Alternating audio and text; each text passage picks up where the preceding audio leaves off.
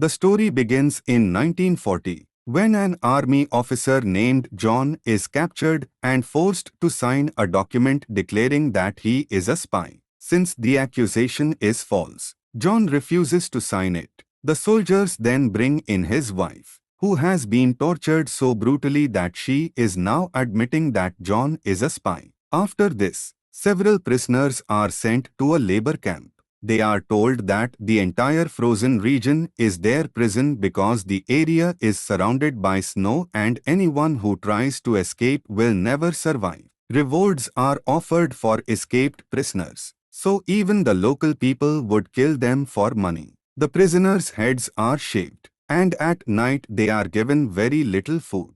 Due to vitamin deficiency, many prisoners begin losing their eyesight in the dark. One day, a man named Smith accidentally drops some food, and a starving prisoner immediately jumps toward it. Smith quickly steps on the food to protect it. Feeling pity, John gives the hungry prisoner his own meal. Smith warns him that kindness will get him killed in this place. After Smith leaves, a prisoner named Roy tells John that he is an American and was imprisoned simply because of that. John explains that he too was trapped under false accusations. Roy jokes bitterly that his crime was acting in the wrong movie. Nearby, they see a dangerous prisoner named Bach gambling. Roy explains that the guards never stop Bach from doing anything, which is why everyone fears him. Some other prisoners have been captured as slave laborers. John starts talking about escaping, but Roy insists it is impossible and warns that no one survives such an attempt. At that moment, Bach demands another prisoner's sweater. When the man refuses, Bach stabs him with a knife. Another prisoner immediately removes his own sweater and gives it to Bach as payment for gambling debts. As time passes, John slowly adapts to life in the camp.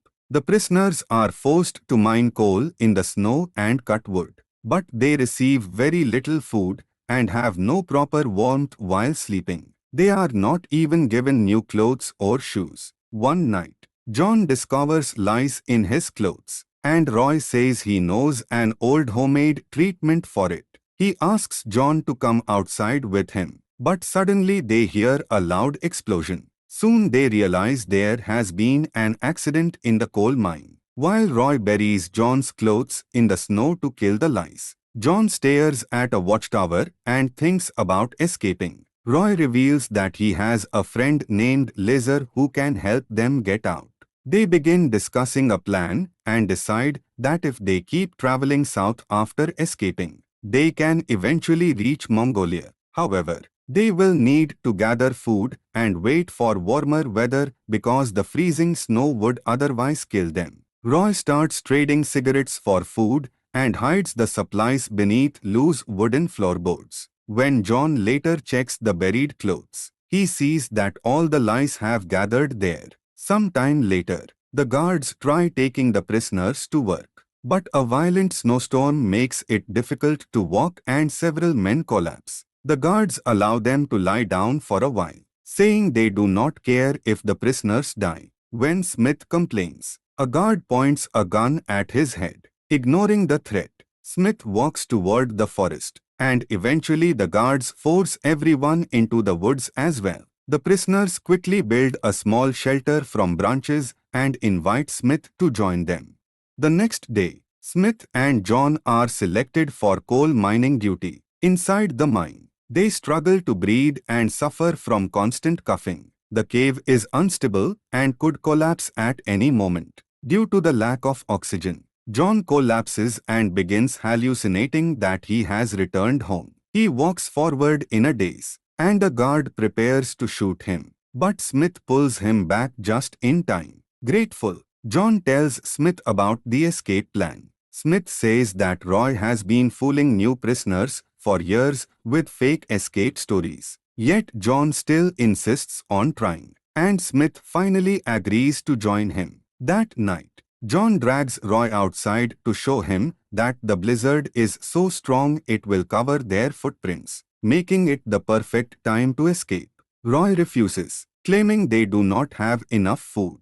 John begins wondering if Roy is simply making fools of them. But then Waka notices them, and they quickly return inside. Around the same time, Andres discovers that another prisoner named Kajik has been hiding his night blindness. Kajik swears that he can see perfectly during the day and begs Andres not to exclude him from the escape plan, promising he can simply hold on to someone's shoulder at night. Meanwhile, Smith gives his gold watch to Laser in exchange for information about escaping. Laser explains that they must shut down the generator during the guards' shift change, giving them 10 minutes of complete darkness to escape more easily. As they wait for the right moment, Waka suddenly attacks John and presses a knife against his throat. He explains that he owes huge gambling debts and wants to escape with them. With a knife at his neck, John has no choice but to agree. Finally, the escape begins. The prisoners shut down the generator, cut through the wires, and flee into the darkness. The alarm immediately sounds, but the blizzard prevents the guards from seeing anything, and the snow quickly erases all footprints. The guards release dogs into the forest, hoping they can track the fugitives. 7 prisoners run through the woods as fast as possible. Soon they become exhausted and struggle to continue. John reminds them that the dogs are much faster and that they must keep moving. They try pushing forward again, but the blowing snow blinds them, forcing them to search for shelter. John refuses to stop because he believes the storm is also slowing down the guards. He takes Waka's knife and cuts bark from trees to create makeshift masks that protect their faces from the snow, allowing them to travel more easily. After some time, the storm finally calms down, and the prisoners stop to rest and gather all their food supplies together. At that moment, John notices that Waka is wearing Roy's jacket. Waka then revealed that Roy had almost betrayed them, but he had forced him to stay silent and taken all the food Roy had hidden. As they continued their journey, Smith quietly warned John that traveling with Waka was like making a deal with the devil. Soon afterward, they heard terrifying screams in the distance, only to realize they were wolves. Days passed, and John used his military training to navigate by following the direction of the sun. Waka was impressed by this and promised John that he would always stand by his side, telling him not to listen to the others speaking badly about him. Later, while resting, John calculated that reaching the nearby lake would still take 3 or 4 weeks, but they only had enough food left for 1 week. They would need to hunt animals or catch fish to survive. Waka suggested raiding a nearby village beside the fields, but the others strongly refused. Around the same time, Kajik went searching for firewood, but darkness fell and his night blindness returned, causing him to become lost in the forest. As he wandered through the freezing cold, he began hallucinating. He imagined his old teacher standing nearby and saw what looked like a city in the distance, believing he had finally reached civilization. However, when the others went searching for him, they were devastated to find that Kajik had frozen to death only a few meters away from the camp. They buried him and prayed for his soul, though Waka coldly remarked that at least there was now one less mouth to feed. Weeks later, the men became so desperate from hunger that they started eating insects from the ground and stealing eggs from nests. Their bodies grew so weak that walking became nearly impossible, forcing them to take shelter inside a cave where Thomas kept himself sane by painting on the walls. One night, Waka asked John which of them would die first, and his tone made it seem as if he was already prepared to eat his companions to survive. Suddenly, they heard noises nearby and discovered wolves feeding on a dead animal. The men ran toward them, shouting and waving burning sticks until the wolves fled, starving beyond reason. The prisoners immediately began devouring the animal like wild beasts, horrified by what they had become. John decided to search for the lake alone. He told the others that if he did not return within a week, they should continue without him. After traveling a long distance and surviving heavy rain, John once again began suffering hallucinations. Despite this, he eventually returned to the group a few days later and announced that he had found the lake. After resting briefly, everyone set out toward it, and after 3 more days of walking, they finally arrived. Feeling refreshed for the first time in weeks, they continued toward the border.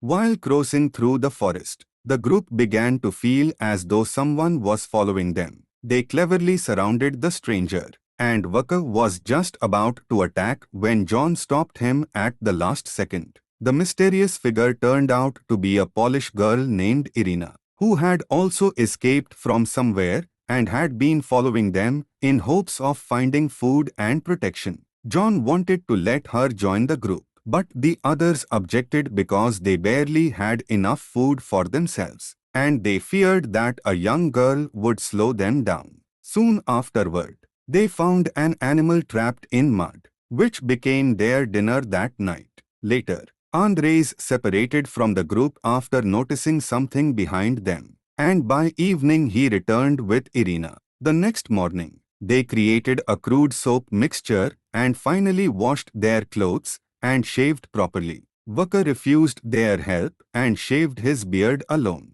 Some time later, they discovered that part of the lake was frozen. The ice looked dangerously thin and fragile, but Irina bravely ran across it and safely reached the other side. Encouraged by her success, the others followed carefully. Many of them slipped several times, but fortunately everyone managed to cross safely. As they continued through the forest, Smith asked Irina about her past. She claimed that Russian soldiers had killed her parents, but something about her emotional story seemed suspicious to Smith. From her accent, he realized she was actually from a German region and understood that she had lied. For the moment, he decided to let it go, but he made her promise never to lie again. Some time later, they spotted a distant town and planned to sneak in to steal food. However, they knew the risk was enormous. If word reached the prison camp that escaped prisoners had passed through this area, search teams would be sent after them. Unable to take such a risk, they decided to avoid the town and travel around it through the forest instead.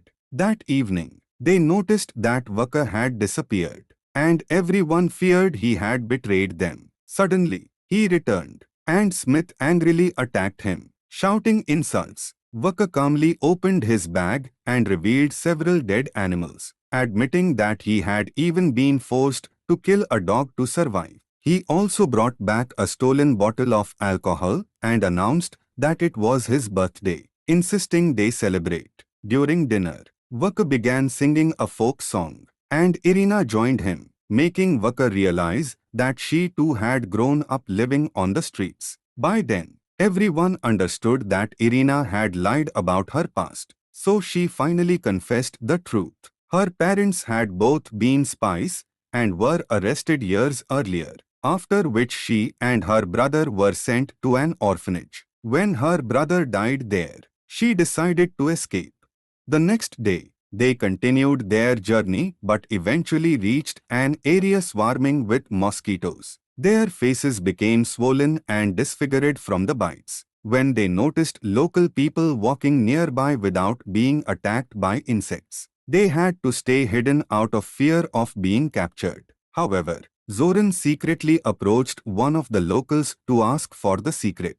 The man gave him a necklace that repelled mosquitoes, allowing the group to travel peacefully again. As days passed, Irina spoke individually with each member of the group and learned their stories. Andres had once been a priest. Thomas was a pastry chef who dreamed of becoming an actor.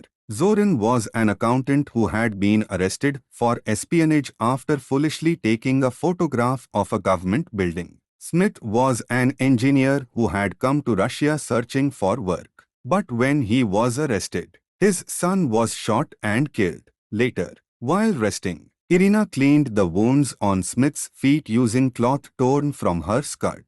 Eventually, they reached some railway tracks, and John estimated that the border was only 4 days away. However, the region was filled with farmers and guards, so they would need to cross before nightfall. As they waited, Waka sat quietly staring at his talisman while Zoran watched him carefully.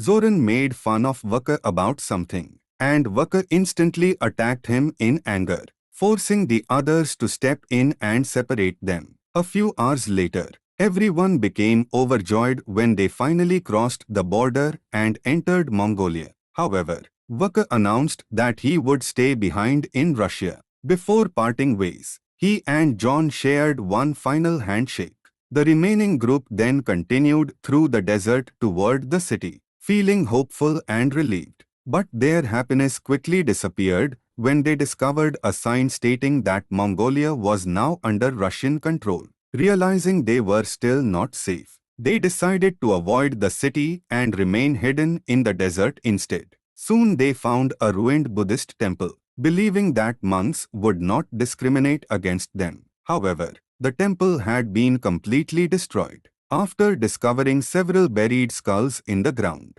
Andres explained that the same thing had happened in Russia, where priests had been executed or arrested and religion had been banned. He revealed that his own church had been destroyed in a similar way and that, in anger, he had once killed a young guard after witnessing the destruction. After discussing their situation, the group decided that India was their only hope for survival, though reaching it would require crossing China first.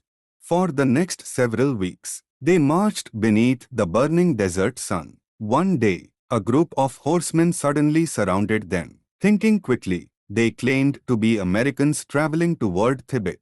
Fortunately, the horsemen believed them and rode away without causing trouble. A short while later, one young rider returned because the others had sent him back to give them water. As the days passed, the group protected themselves from the heat by wrapping branches and torn cloth around their heads and feet. They rationed their water carefully, but eventually it ran out.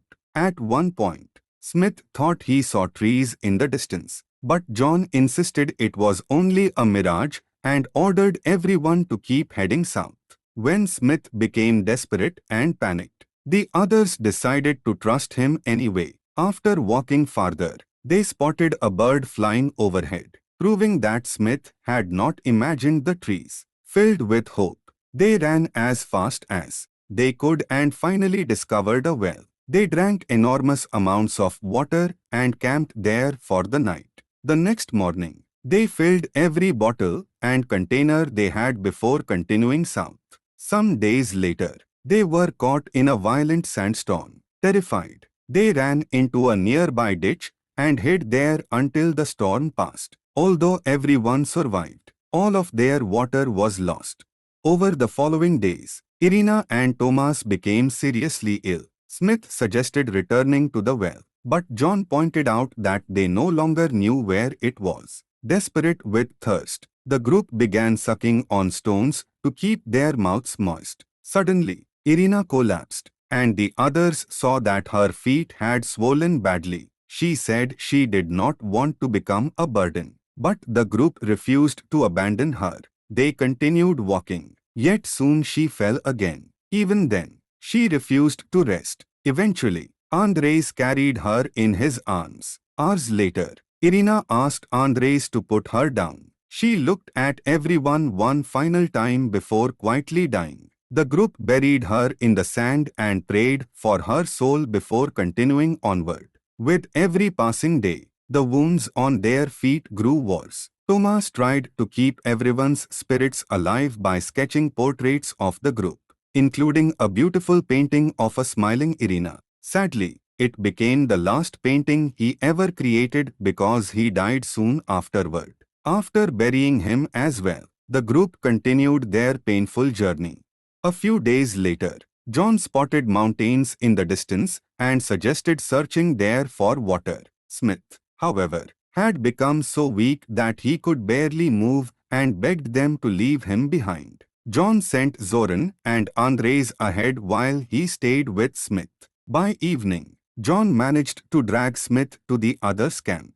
But unfortunately they still had not found water. The next morning, Zoran woke up when he felt a snake slithering between his legs. He followed the snake and discovered a small pool of water. The men immediately drank from it and carefully poured some water into Smith's mouth because he was too weak to move. Later, they killed the snake and cooked it for lunch. During the meal, one of Andre's teeth suddenly fell out.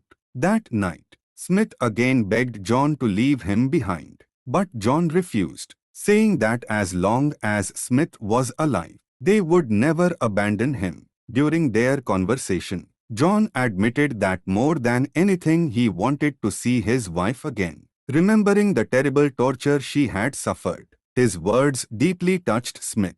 The next morning, Smith forced himself to stand up and continue walking. Soon afterward, they discovered a river, which gave them enough strength to continue into the mountains. Eventually, they crossed the Great Wall of China and reached the snowy Himalayan region. Among the icy mountains, they found a small sign pointing toward Tibet. There they met a monk who told them that India was now very close and guided them to a nearby Buddhist monastery. For the first time in a very long while, they were finally given real food.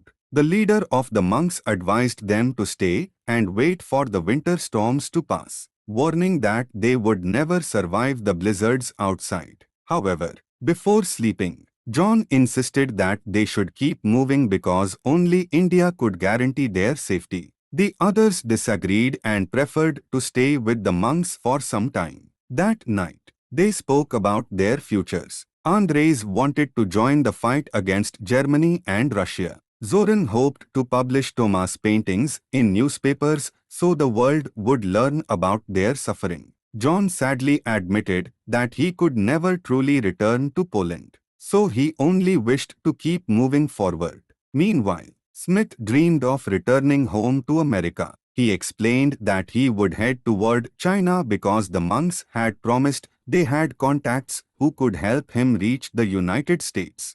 The next morning, John decided to continue the journey alone. When Zoran and Andres saw him leaving, they said their final goodbye to Smith and followed their friend. Sometime later, the three survivors finally reached India, where the people welcomed them warmly and helped them recover. For the next 50 years, John never truly settled anywhere, but eventually, Poland became free again. John returned to his old home and unlocked the door using a hidden key. As he stepped inside, he was overwhelmed with joy because his wife was still there, waiting for him.